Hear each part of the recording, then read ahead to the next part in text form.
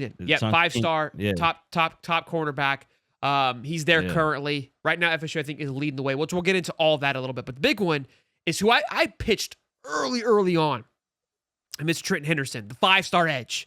I mean, this yeah, guy, the 6'4", yeah, 225, top 30 player in the country, top 4 in his position. This is what Colin Simmons was just a couple of years ago. Like, this is a guy, and we just talked about this. Florida's yeah. in a place to go get a 5-star edge because of what they're losing. Now, Right. we just got done talking about it. If you're going to come in with this kind of level, you better be him. Like Colin Simmons showed up to Texas and said, I'm him. Now, speaking of Texas, that's who we got to go up against. He canceled his visit to USC, which got us all excited. Crystal balls were flowing. The Hayes Fawcett tweet goes out. I was like, here we go. Billy's about to blow the roof off this thing. I'm hearing it could be another name, but that's besides the point. He still has been crystal ball to Florida, but has a visit to Texas this week. We've been getting in dogfights with Texas. Again, this is one where Florida, if I look at this, Florida, you lost the Colin Simmons one. It hurt me, but we talked about it. With the George Gums, Tyreek Saps, and at the time, LJ McCray, and at the time, Justice Boone, you're like, hey, you've got and Jack Pyburn, you've got some guys you're going to work through. And I'm sure that was an honest conversation. If I'm talking to Trenton Henderson next year, it's like, this is yours to lose to come to Florida. And we're going to give you the bag as well. So, yeah, I love.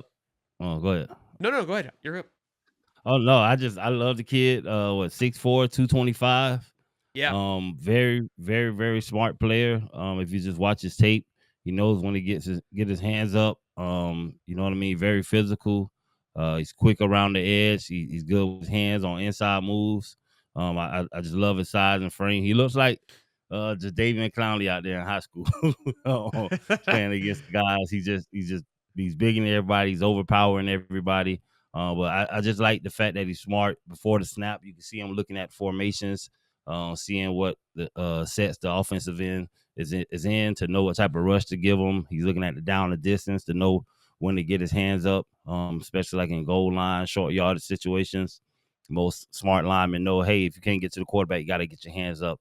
And you watch his film, he's batting balls in the air at 1,000 feet where he almost got a couple interceptions on his own by just tipping the ball and getting to it. So definitely a guy that I would love to have on our defense, can help shore it up. And like you said, with the guys we're losing, he has a great opportunity to come in and play right away. And I think, you pair that with the training he's going to get at Florida, I think he has an opportunity to do that. Not saying he has to come in and be a starter, just super elite right out the gate, but he still has some development to go. But he's a guy that's trending upward. I looked at his sophomore film between sophomore and junior year.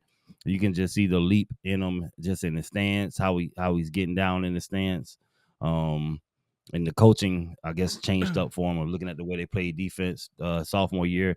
This guy is out in coverage. I seen him covering wide receivers on some plays, which was crazy. So even like the jack position, we're gonna need that. We got guys that are tall that can cover running backs out the backfield and tight ends on occasionally. So I think he's a guy you can put all over the football field from that aspect, and is somebody that I definitely would love to have at Florida.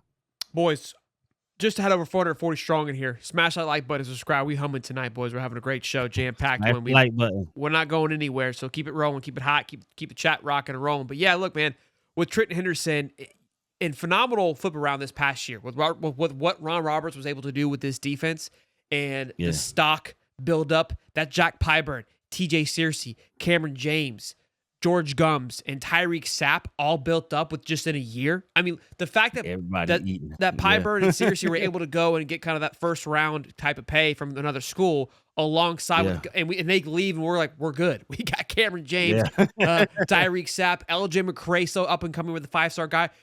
Shout out to Mike Peterson and what Chapman were able to do with that line. And I think that's why we're starting to see that success turn around with his defensive lineman. And look, you want great line play and great edge play, especially where the league is going, especially how the NFL is evolving.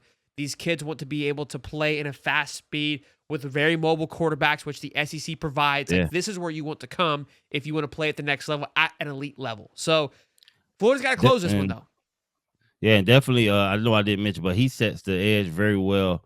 Like I say, he's just a smart player.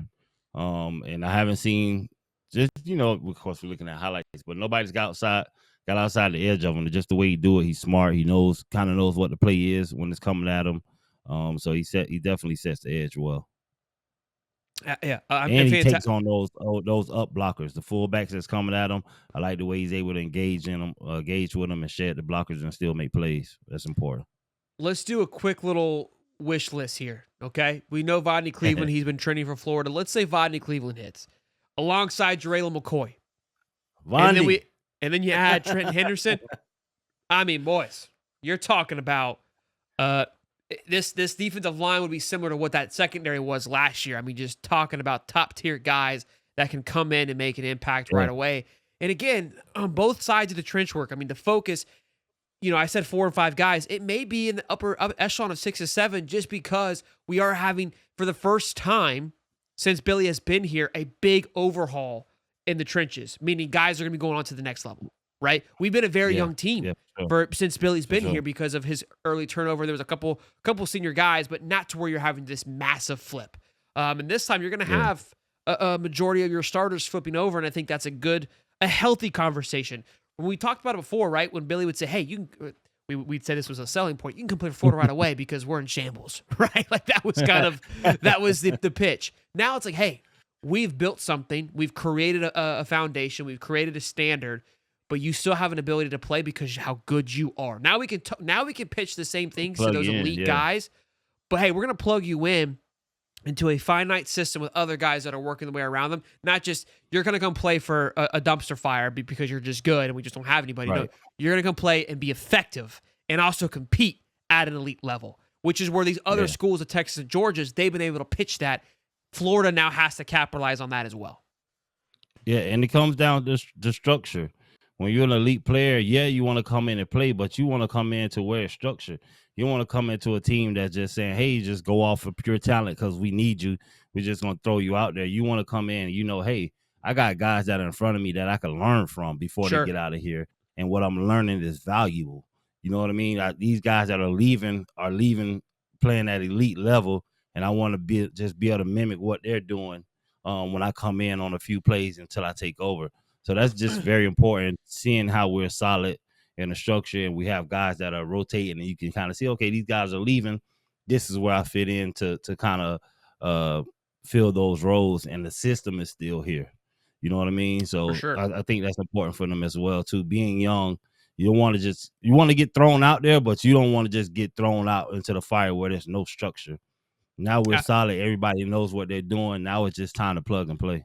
Absolutely. And look, we'll continue to keep an eye on this. He's visiting Texas this weekend, so that one's going to be a big one to keep an eye on. And I don't think even if he were to commit one way or the other that it's going to be a fight that it's going to end this weekend. I think this one's going to be a dogfight to the end. And that Texas-Florida matchup could be a big one. It could be a massive turning point for either team for this recruiting cycle, which is really fun. It's like that's where you want to be. That's how you want these things to be, and that's where this is trending to be like. So